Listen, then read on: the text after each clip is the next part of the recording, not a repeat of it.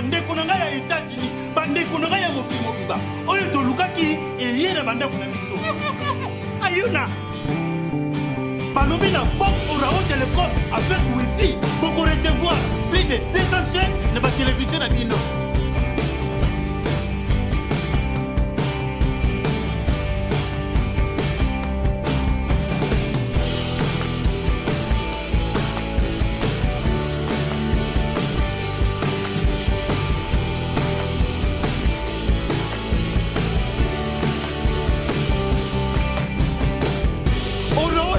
Avec wifi leader ya ba box bandeko balandi tokutani ndenge tomesana kokutana biso na bino pour likambo eza ya contrat to signa ndenge na lobaka na bino comme toujours année ya banjeu nyonso tout oyo 2016 lelo tozali le 14 décembre 2016 5 jours seulement de etikali pona date à le 19 ba congolais ba komituna nini ekoleka bamusu balobi eloko ekosalema te tozali kodefie quiconque bamusu balobi bon carton rouge na minute oyo bandeko na nga d'un côté bazali kodialogue de l'autre côté basanction ezali kokweya soki otali mpe côté mosusu population eza wana tozali komituna nani azali kokomande nani na mikolo oyo na Kinshasa ka ndenge tokotuna mpe nani aza premier ministre na Congo.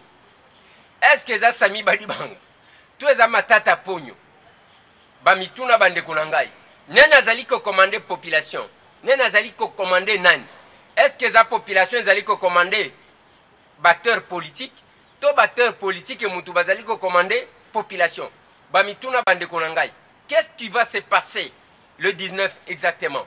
Bamasolo tokobeta yango wana bande konanga. Bien que kuna na kati ya dialogue bandeko ya MLC balobite biso tobimi parce que bakokisi posa na biso te bandeko misusu pe batikali na kati même biso ba journaliste babwakaki biso libanda sima ya kopanza bandeko ya lucha o bakendaki kuna ko revendiquer baye kobimisa ba retenir 22 chaînes de télévision proche ya majorité eza kolakisani mbote mwana mboka Gabin Chiteya mbote ndeko lise ozamala Condor. Calme. Calme. Mutuna liboso Gabin Chiteya. Tozana Congo. On est à peut-être comme moi parenthèse. Nani est premier ministre. Selon Gabin Chiteya. Est-ce que ça Sami Badibanga tout ça matata ou bien les pouvoirs sur la rue? Bon, en exercice, le ministre démissionnaire. Donc, le ministre sortant, c'est lui qui est en exercice le Premier ministre, parce que c'est lui qui continue. Yem Tao continue au signer. Donc, tout ça n'a qu'à être. Donc, Sami, Naminito, Sami a la qualité. Bon, il faut aller à l'Ibosonde Mamakambosa la Mara, il faut aller à le Parlement. As à l'investir à niveau Parlement, ma solo il faut banda. Donc, on comprendre que ma solo il y a Kanchachi, il y a Nakosu Kosu. Mais tout gagner tant. Tout solo là-haut, ma peuple azoleka. Oui, parce que ce que moi nazo tuna yo nazo mituna. Est-ce que ba moi tango ezoken Samia kofuta ma comme premier ministre, to matata ndazo futa maloko la premier ministre après tout ezambon à l'état. Pour to moni pe na États-Unis, Trump azo l'entrée na ye, mais azo no maka déjà batu. Eza ya nga pona nga ese leki na actualité wana na lobaki eza ba liboke ya Kabila. Donc eza ba makambo italien yango na biso final toza ba politiciens tozo zelara le 19 décembre. Voilà. Donc à partir à 19 décembre ndé vraiment makambo yo peuple azozela ou azotinda biso yango nde to solo. Est-ce qu'on ndé na ligne na tuna autrement une autre question mais ezokendeka presque na sens moko. Na minute oyo soki na bandaki kuna eza pamba te, ce n'est pas parce que na bosani ki eza question d'actualité. Na minute oyo nani azali ko commander nani? Est-ce que les acteurs politiques qui sont commandés peuple, tous les peuples sont commandés acteurs politiques. Mais boyoki biso toza ba oyo ami bengi toza kondo. Engai comme politique naza tshisekediste. Alors boyo kaka naza pe jeune Tshisekedi alobaki que peuple a se prendre en charge. Liboso leria azalaki na responsabilité à peuple alobaki peuple ala la pongi ya ba bébé. Mais lelo aloba peuple a se prendre en charge la jeunesse. Donc au comprendre sikoyo ke batwa fungola miso. Mubange alobaka na parabole. Eza tokomi na ndenge ya 6 me baluka 9.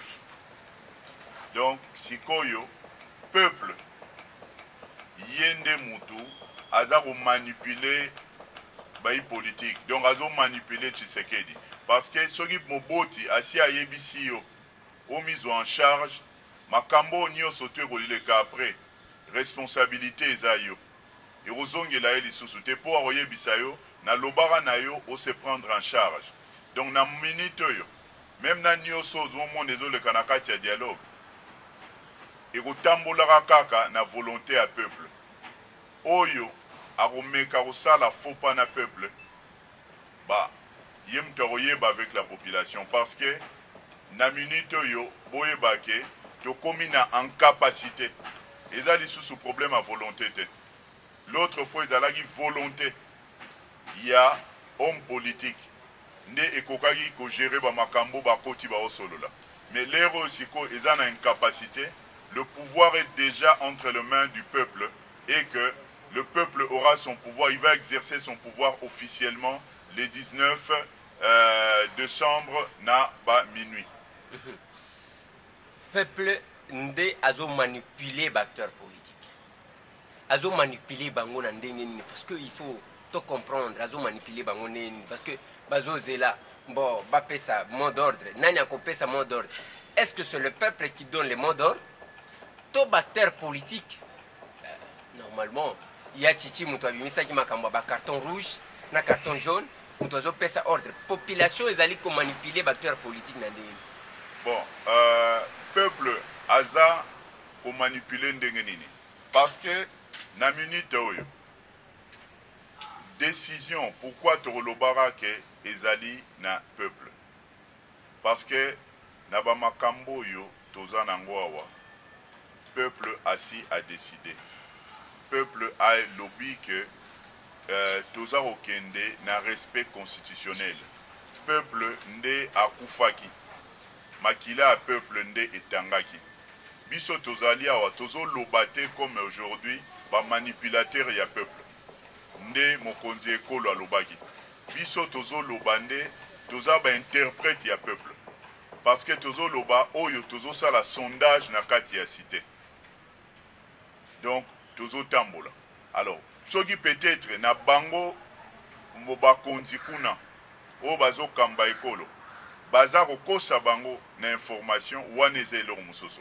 aujourd'hui eloko nini peuple azozela totamboli eloko mutu moko te aza lelo capable na kotia mame akupe abima atombola liboko ayebisa peuple ke ngai na lobi boye nakei nango na exemple ya nini oyo omoni lelo eza lokola nzoto moko likolo moko ebeli cancer so likolo yango ebeli cancer eza lokola solution ezali ba oke na contrôle médical balobi ke il faut bakata yo likolo na se likolo na pied wana eza ko dépendre na volonté ya monganga eza ba masolo omonaki l'air batu nyonso tu baboyelaki eloko ya dialogue barencontre oyo bato bakomprenaka te esalamaka na Ibiza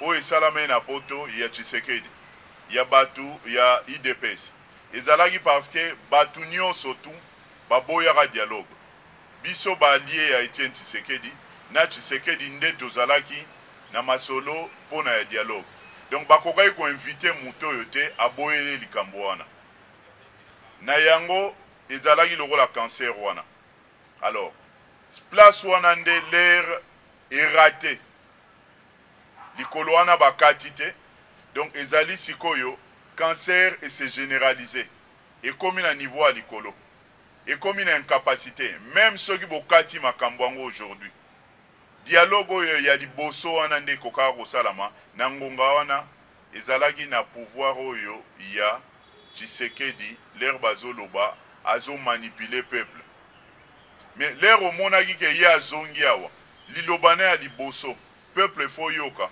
ke yaza mubange alobaka na parabole kokita kitawa alongwa na likambo alobaka bola la pongi ya bébé azongi alobi jeunesse prenez-vous en charge donc ezali sikoyo ye azali na incapacité ya ko manipuler peuple a ko manipulera bango te et puis relation à yena peuple il n'a jamais trahi son peuple donc batuba zala na rubanga te asalaka toujours volonté oyo ya peuple oyo ayebi mukolo ye a trahir peuple alobi asalaka volonté oyo ya peuple aujourd'hui volonté à peuple eza nini biso na kati ya sondage partout volonté à peuple eza même importante commission oyo eza na kati wana oyo ezosala makambo électorat oyo baza kosololaka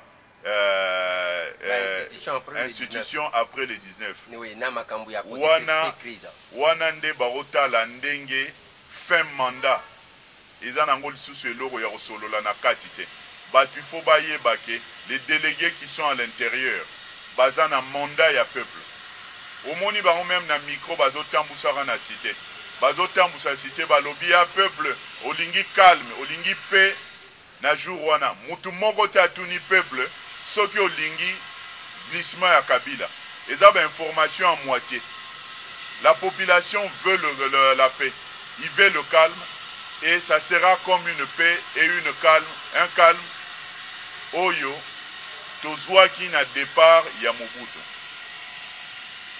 lelo tozoloba histoire eza ko se répéter tozalaki awa na Mobutu abengisaki ba mercenaires awa pona départ na ye Mobutu a instrumentalisaki ba homme en uniforme police na militaire Mobutu na mikolone asuka asombaka ba arme Mobutu ba président voisin les rois nezalaka lisuba ayaka yakawa Mobutu tokendaki kokutana utenika o lelo bato bakokutana na 5 nyonso tu wana ezalaki mpona crise oyo ezalaki ya fin ya carrière ya Mobutu alors kobanga nyonso ezalaki makambo oyo ezalaki Mobutu atangisaka makila ya suka ya peuple oyo na marche ya ba chrétien après yango bagangelaka ye na mokili mobimba parce que lero okomi na makambo ya makila eza makambo eza na niveau international Mobutu asalaka eloko te lero baza kolobaki eloko moko ekoleka le 19 te eloko moko ekoleka le 19 te mais oyo ekoleka ekozala lokola départ ya Mobutu akendaki awa ezalaki masasi ebetamaka te Mobutu akendaka pepele Afdel akotaka awa abundaka te mais ezalaka changement ya régime donc vous devrez savoir que le 19 le peuple s'est décidé oyo toza koloba pas comme des manipulateurs oyo atie tembe na ngai tokota na ye sondage peuple a se décidé le 19 ezali fin mandat ya Kabila eloko moko mutu akoboma mutu akozala wa te masasi moko ekozala te tolakisa ke tolingi mboka oyo tokokende nango na kimia bapaya mpe bafungoli encore misu bomoni na basanction bapesi na babato oyo bango baza kopointe bacommanditaire ya koboma oyo ezosalama na mboka sur bamakambu oyo lekaki le 19 septembre à notre analyse makila ya suka ya congolais ezali oyo etangaki le 19 septembre ekotangaka lisusu moko te makambu ti ekosalama mercenaire moko awa akozala na eloko akosala te masasi o basombi o bakamion eloko moko ekosala eloko te peuple bambwa bakosala eloko moko te tokomi na suka bokopesa ngai raison tokomi na suka tokomi à peu près lokola na une soir après 20 ans toza na veille ya 20 ans wana ndenge Mobutu ekendaki sikoyo tozwi tovandaki apprentissage ya na bapoliticien ya démocratie sikoyo ekomi peuple akomi na maturité peuple à reprendre pouvoir na ye même ba oyo baza koya oyo tokovandisaka gestion ya mboka rapport ekozala lisusu te lokola oyo bandeko bautai koleka bazalaki nango yango wana omoni totiki ba oyo bakoti na kati wana bakende na ba délégation parce que la classe politique au bas na kati ils ont géré, ils ont cohabité, c'est une responsabilité. Aujourd'hui biso tozali ordre nouveau d'une jeunesse qui est en train d'arriver après bamakambo tokozalaka na bango na ba assise totala koma tomemaka mboka oyo ke biso tozalaki victime ya mingi ya jeunesse tokoti makambo yango mbilinga ekozala susu te na gestion ya mboka oyo. Mais moi na mboka Gabin Tite ya makambo lobby au lobby c'est le peuple qui manipule les acteurs politiques. Oui. Lilo. Peuple ne muto abandi ko pesa mot d'ordre. Wana pe ya solo parce que même bashegi awa na gombe. Soki okutani na ye dans la vieux bazala blague te na kati kuna soki basali blague soto utumba bango. Donc ozo comprendre que peuple azana oyo ezali loko la volonté na ye. Mais tous on a quand même parce que le lobby ba jeune. De quelle jeunesse ozo lobby? Tout le monde peut ba jeune et belé bazo les gars na télévision. Nous, jeunesse conscient, nous, jeunesse leader, jeunes leaders, nous ceux qui banane, nous disons non à la manipulation. Bon, c'est que bango bazo reconnaître que bino bayi politique, to ba mikolo, de mutu bazali ko manipuler bango.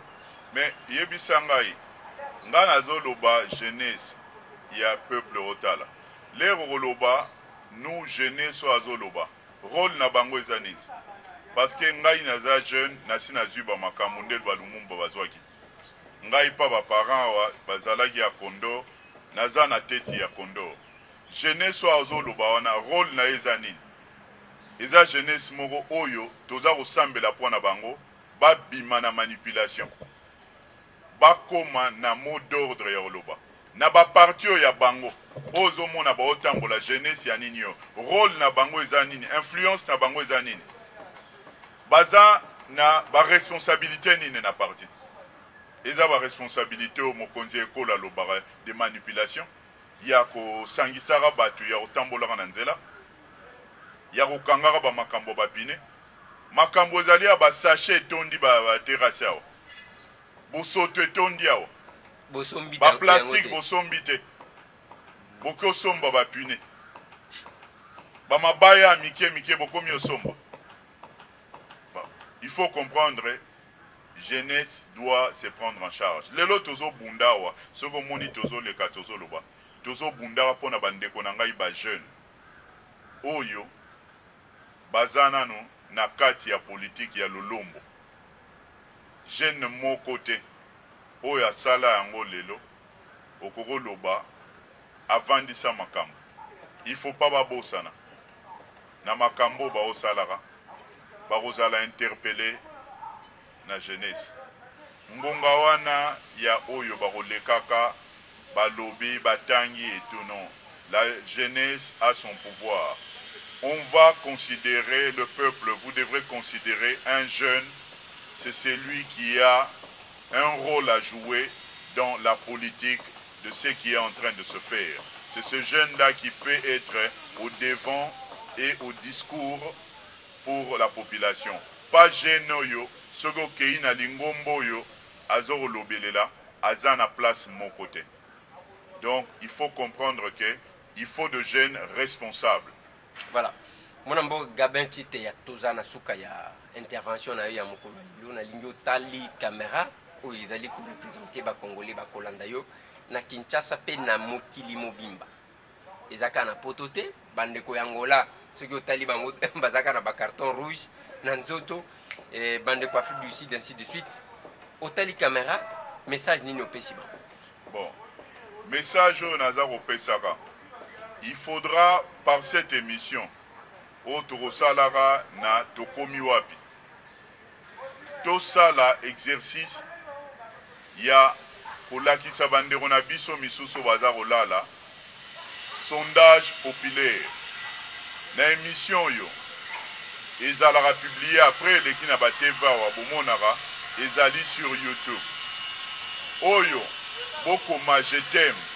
Oyo ba aimé carte rouge oyo ezali poto linga te tozali na après le 19 toza na transition moko na carte rouge il y a 100 Kabila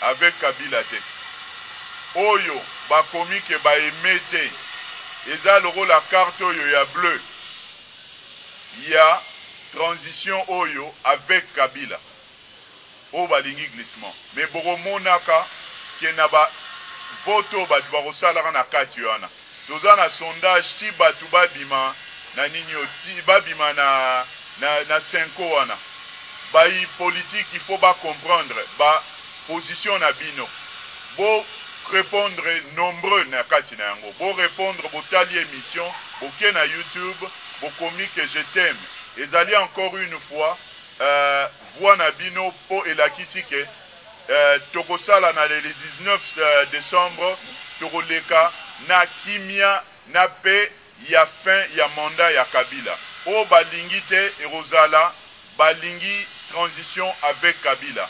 Nous les politiques aujourd'hui ya bino toza na komatimipile bino te manipulation komi tozo zela mitindo yo voix o ya peuple ngana kolobango même na kombo ya le président Etienne Tshisekedi na rappelé bino ba jeunesse o boza na Kidiba boyebake il a demandé que tout se prendre en charge ngai ler nazo ya kolobawa ezate na okende rotuna ye likambo koloba je me suis pris en charge responsabilité ezali carrière politique oyo na mipesi devant bino donc na yango pour comprendre que répondez massivement na yango toza na eloko lisusu ya sakanate toza ko ignorer makambo bolobaki te na sala ki émission elekaki avec Eliezer j'ai pris en compte même bandeko mususu na kati ba tchaki biso en garde ba mettre ba politique en garde ko finga pe eza na kati mais tondimi ba ko fingo boza ko finga mais boye bakaka ke toza ko bunda pona to faire respecter voix na bino alors bino bo répondre par voix na bino na sondage yo populaire mutunyo surtout a okende na réseaux sociaux a komona à quel niveau vous avez répondu à une confirmation il y a carte rouge il y a fin mandat na yemoko Etienne Tshisekedi o azaro kamba fin mandat ya Kabila a komona kayango. Merci. Merci beaucoup mon amboka Gabin Titeya. Merci aussi bandeko balandi tosuki lelo awana Gabin Titeya. Alobi boye soki bozo comprendre to lancer sondage parce que ba débat peleki. Ezaka ndenge na pesa kabino exemple na lobi soit toke na stade. Ba pro umela na ba pro yebela. Donc mutu na mutu tozi ba policier na ba militaire totiki bango libana makofi ebandi. Wana ezaki nini? Awa sikoto ya ndenge ya sondage. Ndenga sondage na ndenge nini? Okoti na YouTube. Obeti tokomi wapi? En deux mots, tokomi wapi? Point d'interrogation. Mokili mobimba. Okomona émission oyo. Yo kitika na se au voter. Ce qui osa pour que carton rouge le 19 avec une transition et un carton rouge au voter au lobby je suis pour j'aime ceux qui osent contre au lobby non biso carton bleu avec Raïs 100% tolinga kendete si sabidimbu au lobby je n'aime pas donc moi sondage wana total c'est que ça va donner total banani baza pour na banani baza contre mais là qu'on a retenir ya makas na elobeli ya Gabin Titeya Ezaya keba o bozo mona na ba télévision chaque jour que nous disons non à la manipulation. Bangonde mutu baza manipuler na ba politiciens o baza na posa kolongwa te. Na éviter ceux qui boyo kinga malam. Ba o bozo monaka qui parle au nom de la jeunesse en appelant la jeunesse bazolo bana bango que nous disons non toloba non ton di matin na manipulation. Bangonde mutu bazo manipuler na ba $100 ba $200. Bambongo akosomba ba pneu. Oyo ya campagne lokola ba église ya témoin de Jéhovah. Et outi wat. Nous savons qu'il y a un budget qui est sorti pour ça. Mais Gabin Chite ya pesi révélation moko il y a 6 mebaluka 9. Alobi nini? Alobi que pour le moment biso acteur politique est combien puissant. C'est la population qui commande. Yango moni batu bake boke na 5 ko sani. Bon meka boko mona makamuna bino. Donc population ne mutu abandi ko pesa main d'ordre. Ba tous les hommes politiques baza stressé. Parce que pour s'engager, yango moni ba telemi bolandi na oyo leki na 5 lobby déclaration. Oyo lobby élection 2018. Oyo na simanaye bazana commission mok. Oyo lobby 2017. Bozo sentir qu'il y a un problème parce que les uns les autres baza sous pression au moins de la population consciente de la situation na bango. Ezao wana bande konanga to sukisi lelo awa tozaka na kati ya matanga ya mwana mboka Charles Mwando Simba oyo a kufaki lobby. Mais là nous apprenons aussi que là dilouya bien que lobby information imagine que a kufi après va démentir qu'il a kufité, mais ce matin nous apprenons qu'il vient de quitter la terre des hommes. Ceux qui zayango perd son âme, ceux qui zayango te tokoya ko ibisabino comme toujours. Mais c'est le moment que la République a besoin. Il y a bana nae basito mibali bakoka ko défendre ye moko République pas ko défendre ba individu. Botika la brancher bande konanga atako babo etokota na kati ngwa ya makambo ezo salema na 5 na système ya lisu likolo ya misu mibali toko contrôler bango. Gabin Chite ya lobby les 19 eloko ko salema te na ndenge nini alobi appuyer kutu bao bazoloba rien qui va se faire. Ce n'est pas parce que baza makasi atalisi bango ke eloko ko salema te parce que Mobutu azaki na ba mercenaires na ba commando eloko salema te mais akenda ngande mtu na lobby Gabin mtu. Merci. Mama nangaye balobi bande konanga ya Europe bande konanga ya États-Unis bande konanga ya mokili mobiba oyo to lukaki eyena bande kuna biso ayuna balobi na box Orao Telecom avec wifi pour recevoir plus de 200 chaînes na ba télévision na bino.